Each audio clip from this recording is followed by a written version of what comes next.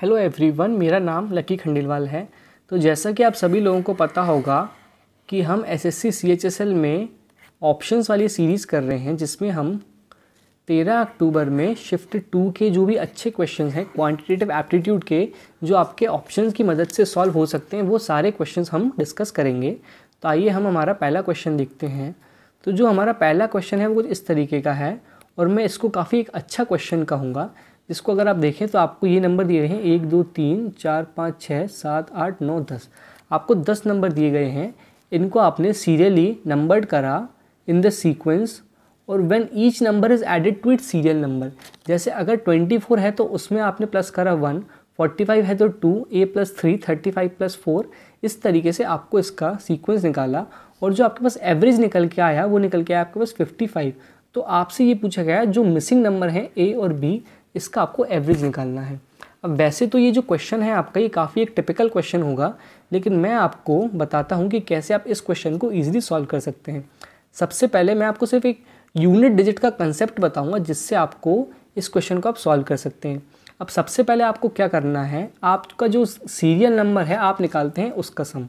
जो आपके पास total number है वो कितने हैं 10। तो जो आपका सीरियल नंबर का सम निकल के आएगा वो आएगा n × n+1 अपॉन 2। तो ये आया आपके पास 5 × 11 आया आपके पास 55। ठीक है। अब जो आपके पास एवरेज है वो निकल के आया, एवरेज है आपके पास 55। तो डेफिनेटली जब आप उन नंबर को डिवाइड करेंगे तो या तो पीछे आपके पास 5 आएगा या फिर आपके पास आएगा 0। अब इस कंडीशन को ध्यान में रखते हुए हम हमारा पूरा क्वेश्चन सॉल्व करेंगे। ठीक है। अब जैसे अगर आप ध्यान से देखते हैं तो ये आपके पास 4 + 5 9, और 5 14, और 9 23, और 3 26, और 6 42, 42 और 13 आपके पास आया 55। तो यहाँ पे जो आपके पास यूनिट डिजिट निकल के आ रहा है वो आ रहा है आपके पास 5, और जो आपके पास नंबरों का जो सम निकल के आया था वो आया था 55। तो 5 + 55 आया आपके पास 0। ठीक है। मतलब अभी तक आपके पास यूनिट डिजिट आ चुका है 0। अब जो आपके पास दो नंबर बचे हैं a और b, या तो उनका जो सम है वो 5 में फिनिश करना चाहिए, या फिर उसका सम जो है वो 0 में फिनिश करना चाहिए। अब हमें निकालना है एवरेज उसका। एवरेज आपको दिया गया है ऑप्शन में। अब हम यूज़ करेंगे ऑप्शंस का। ठीक है। अब जैसे ही आपने ध्यान से देखा तो ये आपके पास 62। अगर हम 62 × 2 करते हैं तो आप पहुँचेंगे 124 तक। तो नंबर आपका एंड करेगा 4 में, तो ये सही आंसर नहीं हो सकता। 58 × 2 एंड करेगा 6 में, तो ये नहीं हो सकता। 50 × 2 आया 0, तो ये हो सकता है। 38 × 2 76, तो ये भी नहीं हो सकता। अब इस तरीके से आपका सही आंसर निकल के आया 50। ठीक है। अदरवाइज़ आप इस क्वेश्चन को अगर यूनिट डिजिट के कंसेप्ट के अलावा कोई और तरीका आप लगाते हैं तो 2 से 3 मिनट का समय आपका ईजिली लग सकता है। लेकिन मैंने आपको यूनिट डिजिट का कितना अच्छा तरीका बताया, उस तरीके से आप इस क्वेश्चन को ईजिली सॉल्व कर सकते हैं। मैंने आपको ये सॉल्व करके भी बताया, क्योंकि इसमें जो एक कंडीशन थी वो काफ़ी ट्रिकी कंडीशन थी कि हर नंबर को आपके उसके सीरियल नंबर से ऐड करना है। अब इसमें आप कोशिश क्या करें कि जो भी नंबर हैं आपके, उसको आप एक एक नंबर से ऐड ना करें, जबकि जो सीरियल नंबर क्या होंगे आपके 1 से लेकर 10 तक, तो आप डायरेक्टली उसका सम निकाल लें। तरीका आपको पता होगा, n × n+1 अपॉन 2। ठीक है। तो 5 × 11, इसका सम आया आपके पास 55। तो हमने यूनिट डिजिट ली सिर्फ 5, क्योंकि जो हमारा एवरेज था वो था 55। तो डेफिनेटली 55 है आपका 10 नंबरों का एवरेज। तो वो जैसे आप 55 × 10 करेंगे, हाँ टोटल तो हम निकाल सकते हैं ना। तो टोटल आया आपके पास 550। मतलब जो आपका टोटल है वो आएगा आपके पास 550। ठीक है। अब आपने देखा कि 550 आ गया आपके पास टोटल। अब यहाँ पे जो हमारे पास सीरियल नंबर थे उसका सम आया था आपके पास 55, और जो ये हमारे 8 नंबर दिए गए थे इसकी यूनिट डिजिट आई थी आपके पास 5। तो यहाँ पे यूनिट डिजिट क्या है आपके पास 0। अब आपके पास 2 नंबर बचे हैं और आपको उसका निकालना है सम, तो वो भी डेफिनेटली आपका 0 में ही एंड करेगा। तो इस तरीके से हम पहुंच गए थे। हमारा एक ही ऑप्शन था, ऑप्शन नंबर सी, जो कि आपका एंड में 0 दे रहा था यूनिट डिजिट। तो ये डेफिनेटली आपका सही आंसर होगा। अदरवाइज़ आप चाहें तो इसको कन्वेंशनल तरीके से भी सॉल्व कर सकते हैं। अब हमारा आता है सेकंड क्वेश्चन। इसमें if each edge of a cube is increase by 10%, then the percentage increase in its surface area. अगर आपसे, मैं आपको एक बहुत ही शॉर्ट ट्रिक बताता हूँ। अगर आपसे इंक्रीज़ पूछा गया है सरफेस एरिया का, तो आप एक फॉर्मूला लगाएंगे 2r.r²। ठीक है। तो यहाँ पे आपने देखा 2r क्या हुआ आपके पास, 2 × 10 20 डॉट r² क्या हुआ 100। अब यहाँ पे आपको यूनिट डिजिट के परसेंटेज ये डॉट के बाद सिर्फ आपको 2 नंबर लेना है। तो 0 0 आपने लिया, 1 आप लिया यहाँ पे, तो ये आया आपके पास 21%। ये तो हुआ आपका इंक्रीज़ का बात। और अगर ये डिक्रीज़ वाला होगा तो जैसे यहाँ पे अगर आपने देखा if a cube is decreased by 10% then the percentage decrease अगर आपको बताना हुआ तो ये हो गया आपके पास 2r डॉट r²। अब यहाँ पे जो r² होगा इसको आप कर देंगे माइनस, यहाँ पे आया 2r मतलब 20 माइनस r², तो यह है आपके पास 100। यहाँ पे आपके सिर्फ 2 डिजिट रहेंगे तो 1 आ जाएगा इधर, तो ये जाएगा आपके पास 19% का डिक्रीज़। अब अगर आपको इतना कुछ नहीं करना है तो डायरेक्टली भी आप इसमें एक तरीका लगा सकते हैं, जिसमें आप क्या करते हैं कि जैसे आपने एज को मान ली, एज है आपकी 10 और नई एज हो गई आपकी 11, तो 10 × 10 आया आपके पास 100 और 11 × 11 आया आपके पास 121। तो इंक्रीज़ 100 पे हुआ 121 का, तो इंक्रीज़ हुआ आपके पास 21% का।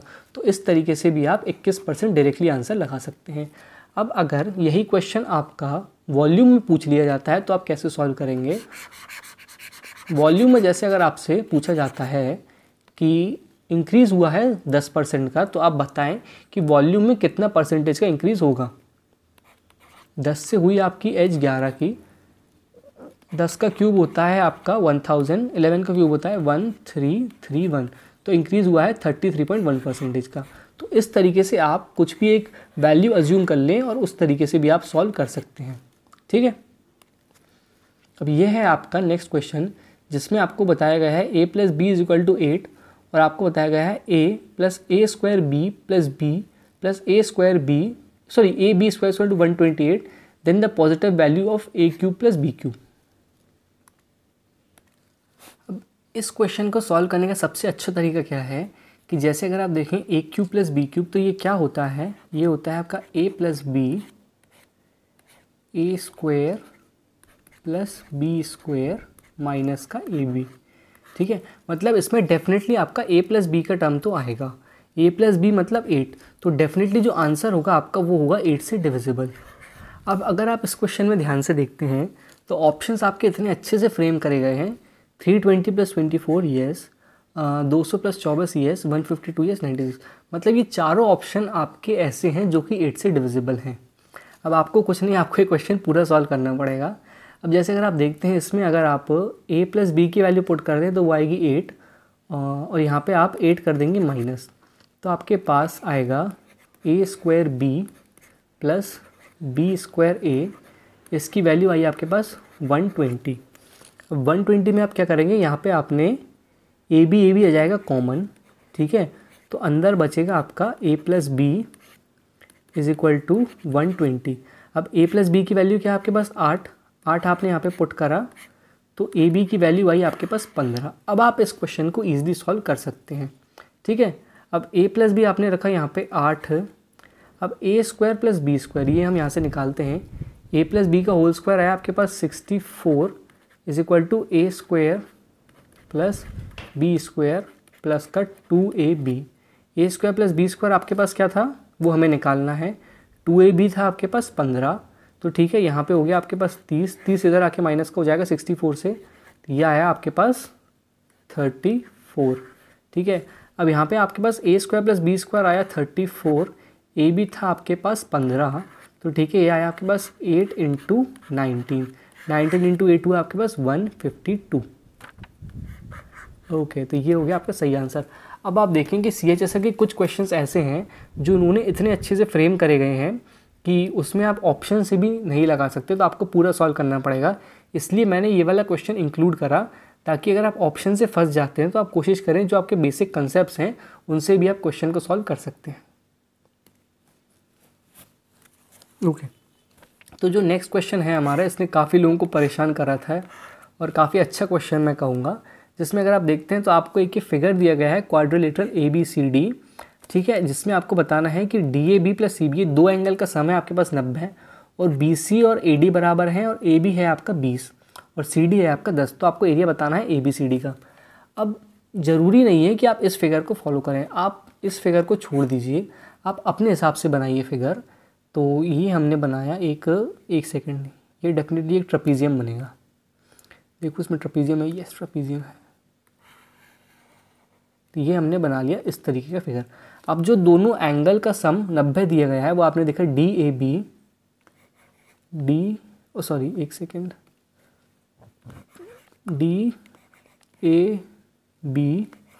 और CBA, इन दोनों का सम आपको दिया गया है 90।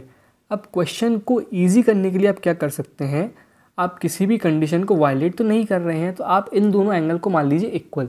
तो DAB हो जाएगा आपका 45 डिग्री का और CBA हो जाएगा आपके पास 45 डिग्री का। ये 45 हुआ तो ये आपने 135 मान लिया क्योंकि ट्रेपीजियम हमने बनाया है, और ये 45 है तो इसको भी हमने मान लिया 135। तो ये हो गया आपका एक आइसोसेलेस ट्रेपीजियम। और आइसोसेलेस ट्रेपीजियम में क्या होता है, पहले हम इसमें साइड्स को ड्रॉ कर लेते हैं। BC = AD, मतलब ये वाली साइड इसके बराबर है, और AB है आपका 20 और DC है आपका 10। ठीक है। अब आइसोसेलेस ट्रेपीजियम में क्या होता है, यहाँ से हमने एक हाइट ड्रॉ करी तो वो हुई इसके परपेंडिकुलर, और यहाँ से हमने ये हाइट ड्रॉ करी तो वो हुई इसके परपेंडिकुलर। ये वाली जो दोनों हाइट होंगी ये होंगी बराबर, और ये यहाँ पे बनाएंगे 90 डिग्री का एंगल। तो ये वाली जो साइड होगी ये निकल के आएगी 10, और ये जो दोनों होंगी ये जो डिफरेंस होगा 20 - 10 उसका होगा हाफ। तो ये वाली साइड निकल के आई आपकी 5 और ये वाली साइड निकल के आई आपकी 5। अब आपसे क्या पूछा गया है, आपसे पूछा गया है area of the quadrilateral ABCD। अब एरिया निकालने के लिए हमने ये माना ट्रेपीजियम। अब एरिया निकालने के लिए सबसे अच्छा कंसेप्ट होता है वो क्या होता है कि हाफ इंटू, मतलब ट्रेपीजियम का area sum of parallel sides into height.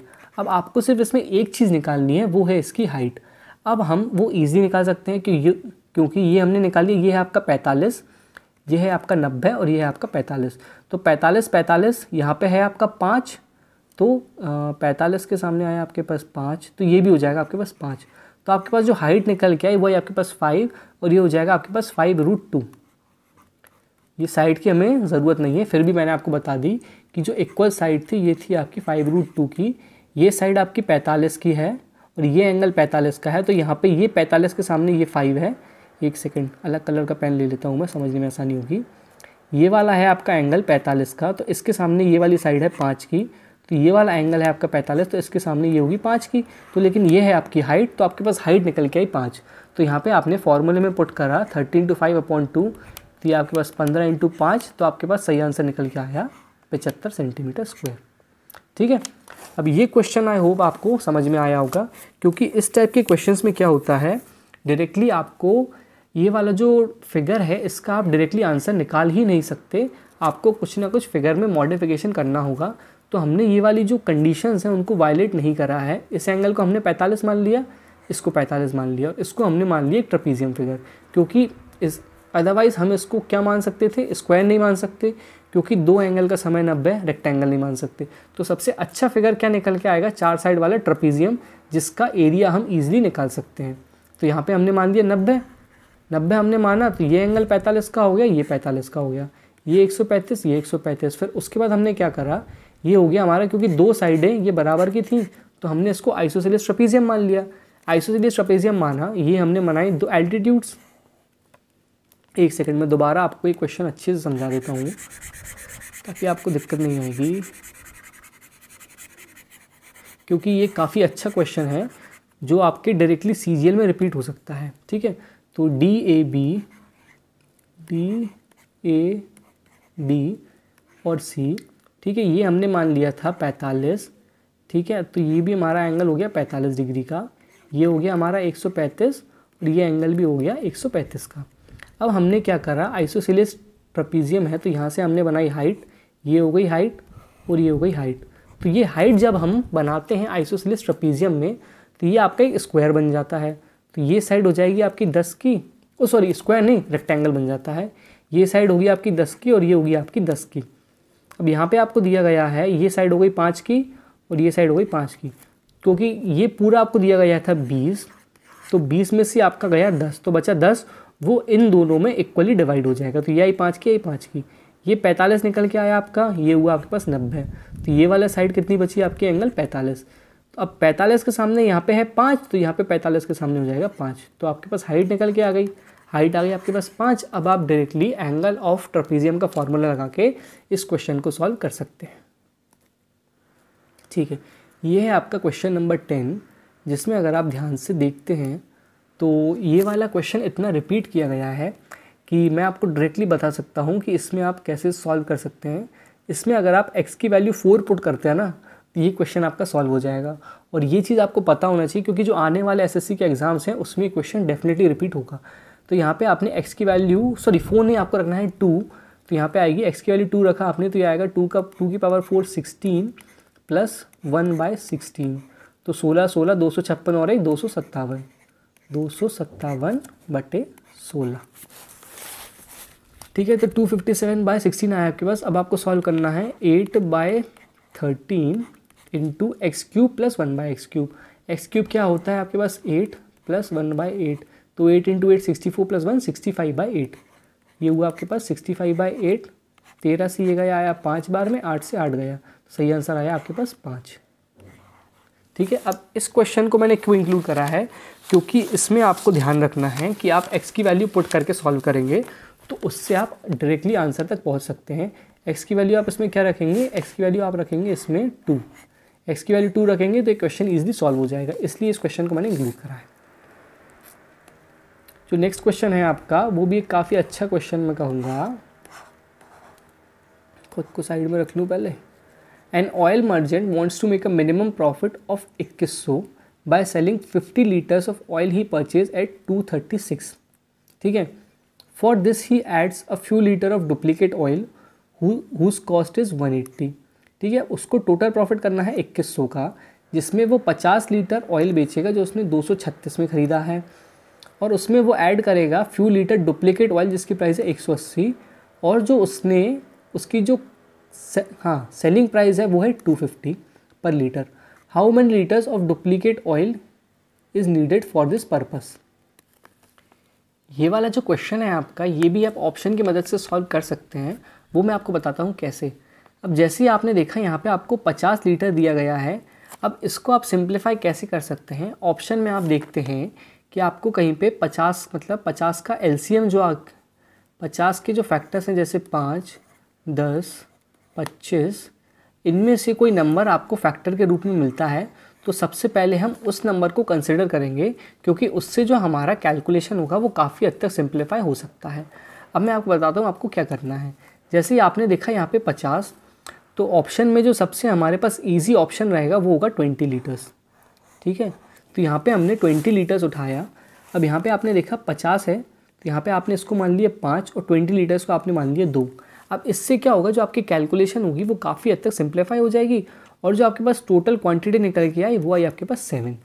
ठीक है, अब जो आपके पास 5 था वो उसने ख़रीदा 236 में। अब 236 इंटू 5 होता है आपका 1180। ठीक है, for this he adds few litres of duplicate oil जिसकी प्राइस है 180।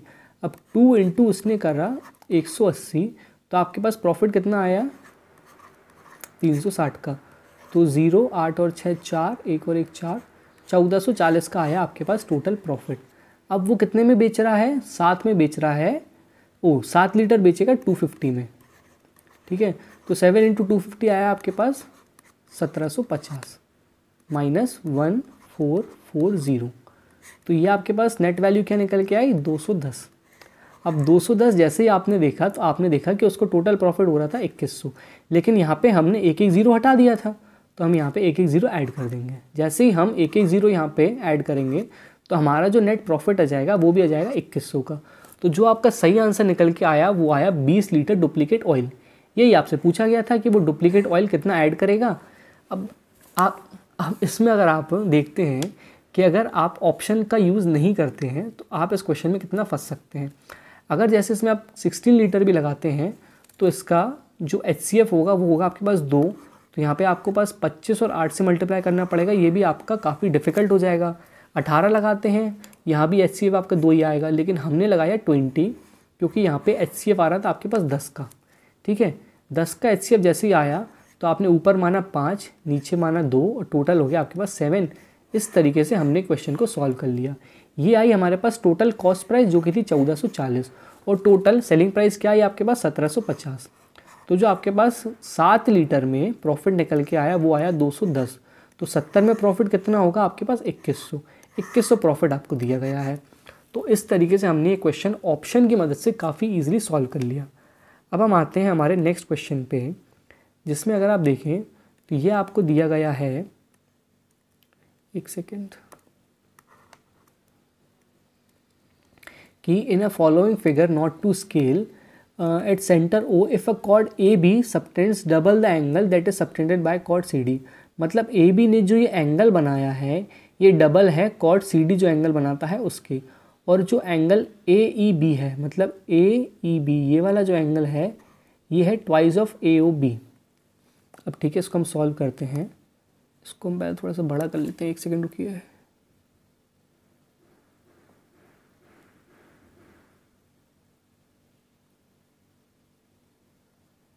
ठीक है, एंगल जो आपका ए ई बी है, A E B twice of A O B, तो ए ओ बी हो गया आपके पास x, तो ए ई बी हो गया, सॉरी ए ई बी हो गया आपके पास 2x। एक सेकंड रुकिएगा, थोड़ा कंफ्यूजन हो रहा है। A E B is twice of A O B,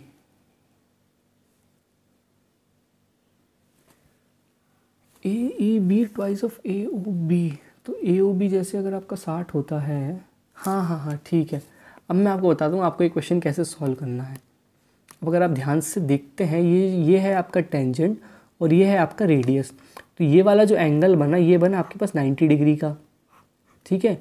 और ए ई बी है आपका twice of A O B, तो ए ई बी और ए ओ बी का जो सम होगा वो निकल के आएगा आपके पास 180 डिग्री, और इनका रेशो है 2:1 का। तो ये हो गया आपके पास 120 और 60।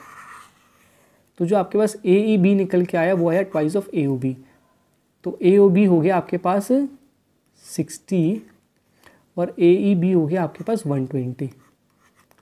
ठीक है, अब आपसे क्या पूछा गया है, इतनी चीज़ आपको क्लियरली समझ में आई होगी, क्योंकि जो रेडियस और टेंजेंट जहाँ पर मिलते हैं वहाँ पे 90 डिग्री का एंगल बनता है अगर वो सर्कल के सरकमफेरेंस में मिलते हैं रेडियस और टेंजेंट। तो ये 90 90 180 हुआ और ये हुआ आपके पास 180, तो बी ई ए हुआ आपके पास 120 डिग्री और ए ओ बी हुआ आपके पास 60 डिग्री। अब आपको क्या दिया गया है, कॉर्ड ए बी जो एंगल सबटेंड करता है वो डबल द एंगल है सबटेंडेड बाय सी डी। अब सी डी का यह है डबल, तो सी डी हो जाएगा यहाँ पे आपके पास 30 डिग्री का। अब सी डी हुआ आपके पास 30 डिग्री का, और ये वाला जो एंगल होगा वो इसके बराबर होगा क्योंकि ये रेडियस है और ये रेडियस है। तो जो आपके पास एंगल बचा वो था 150 डिग्री। 150 डिवाइडेड बाई 2 कर देंगे तो जो एंगल आएंगे ये आएंगे आपके पास 75 डिग्री के।